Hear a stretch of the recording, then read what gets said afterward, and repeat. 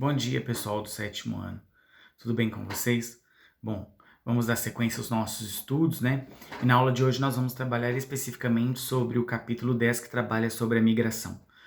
Bom, primeiramente eu vou perguntar para vocês já ouviram essa palavra migração, migrar? O que significa o processo de migração ou o que significa migrar, né?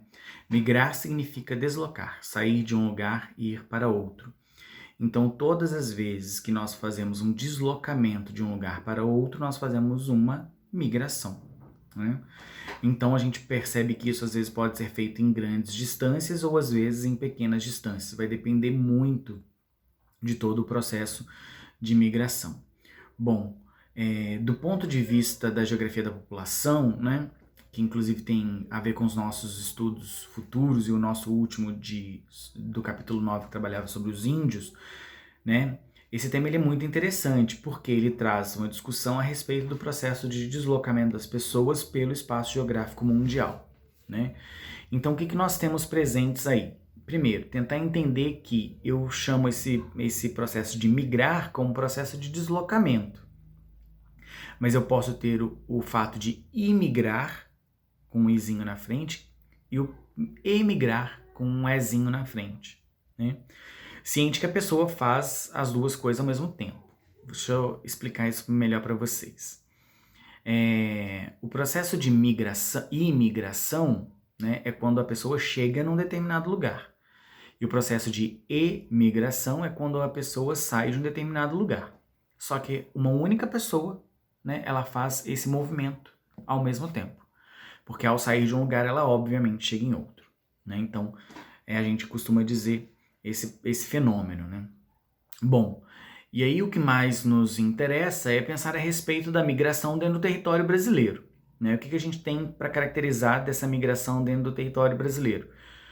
Bom, primeiro que a gente vai tentar distinguir os processos de migração que nós vamos ter de migração forçada e de migração espontânea, né? Então, desde o processo de colonização do Brasil, a gente já consegue visualizar, né, esses dois elementos, de migração forçada e de migração espontânea.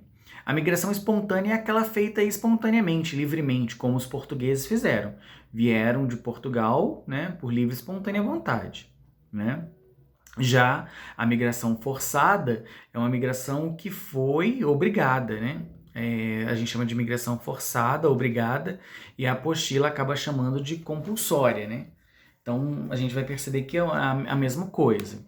Quem fez esse tipo de migração foram os africanos, né? Que vieram para ser escravizados aqui. Eles vieram, né? Forçadamente, né? Então tem que diferenciar o que é uma migração espontânea, que é uma migração a gente vai ter uma migração livre, né?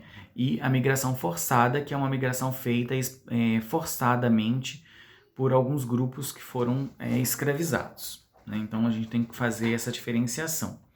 Mas de modo geral, né, tem esse questionamento sempre, né? Por que as pessoas migram? Por que as pessoas deslocam, né? Bom, as pessoas migram, elas deslocam por muitos motivos, né? Mas eu costumo dizer que o que abrange todos esses motivos é a qualidade de vida, né? Então as pessoas migram, né? Elas saem de um lugar e vão para outro, geralmente em busca de melhores qualidades de vida. Isso é o que caracteriza a migração, né? Então eu acho que isso tem que ficar muito atento com relação ao que acontece. Bom, agora há pouco eu citei para vocês o aspecto de uma migração que é o que nós vamos chamar de migração externa, né? Entre países. Então, pessoas que vieram para o Brasil, né? Seja de migração forçada ou de migração espontânea. Né? Mas também existe um tipo de migração que nós vamos chamar de migração interna. Ou seja, ela vai acontecer entre cidades, ela vai acontecer entre estados, ela vai acontecer entre regiões. Vai depender muito do tipo de migração que estiver acontecendo naquele momento, né? Então, pensando nesse aspecto interno, né, do nosso território, do território brasileiro, a gente vai perceber que nós vamos ter áreas que nós vamos chamar de áreas de repulsão, aquelas que repulsam ou expulsam, entre aspas, né, o seu povo, né, e áreas que nós vamos chamar de atração, ou seja, áreas que atraem, né, pessoas para o seu espaço, né, para o seu território. Eu vou caracterizar um exemplo de cada, né? Na área de repulsão, eu quero descrever para vocês o Nordeste, especificamente, né, mais precisamente, né, o Sertão e o Agreste nordestino, que são áreas de muitas deficiências e carências, que nós bem sabemos, onde essas pessoas, muitas dessas pessoas saíram, né, do território, do seu território de Sertão e de Agreste e foram para outras áreas, como por exemplo o Sudeste, a própria cidade de São Paulo, né, e mais sendo especificamente dentro do Sudeste, né, em ciclos anteriores como o ciclo da borracha, alguns nordestinos foram para o norte lá no ciclo da borracha, alguns nordestinos hoje, né, e talvez num passado mais recente também foram, né, para o centro-oeste para trabalhar nas fronteiras agrícolas, né, então isso a gente vai chamar desse sertão de agreste nordestino como uma típica área de repulsão de imigrantes, né? E as áreas de atração, acaba que eu acabei falando, né? Aquelas áreas que atraem, recebem. Acabei citando, né? A cidade de São Paulo, a própria região sudeste como um todo, né? Em alguns momentos, talvez em alguns períodos, o norte, né? Em alguns períodos também o centro-oeste, como o caso das fronteiras agrícolas, que são áreas do centro-oeste que destinam ao cultivo de produtos destinados tipicamente para a como é que eu vou dizer? A exportação, né? Então, a soja, né? O grande exemplo desse produto que é cultivado no centro-oeste, nessa fronteira agrícola, que é destinado para a exportação, né?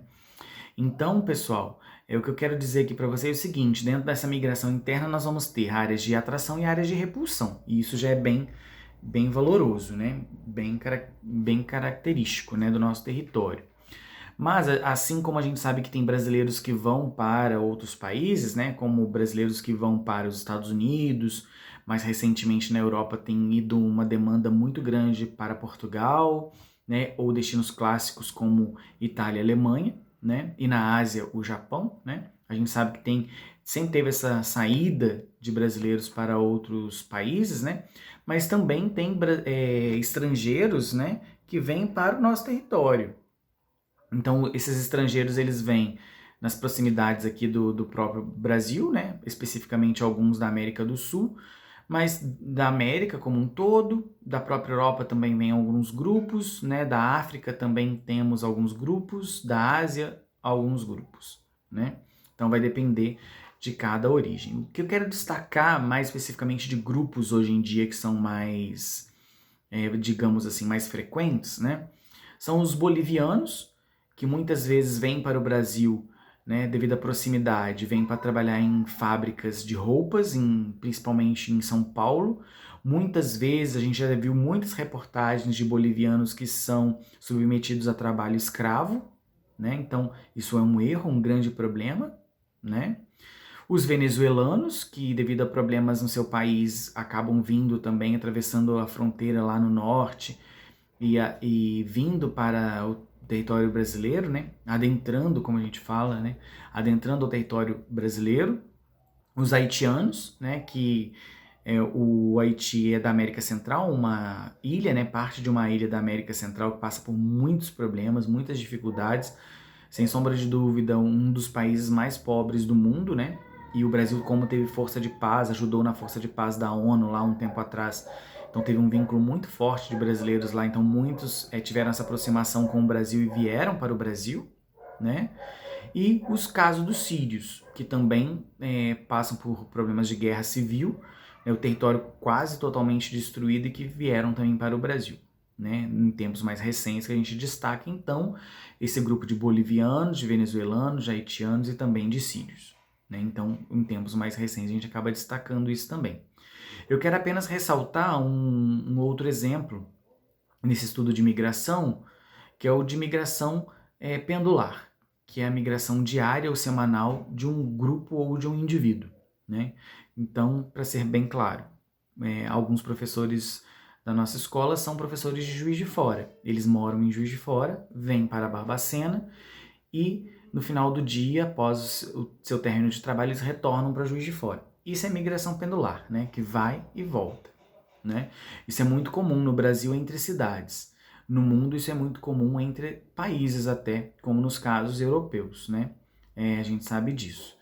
Então esses seriam os grandes exemplos aí a serem citados. Bom, o tema é muito interessante, não vou me alongar muito, porque senão o vídeo começa a ficar cansativo, mas eu estou à disposição de vocês para qualquer dúvida. Abraço a todos.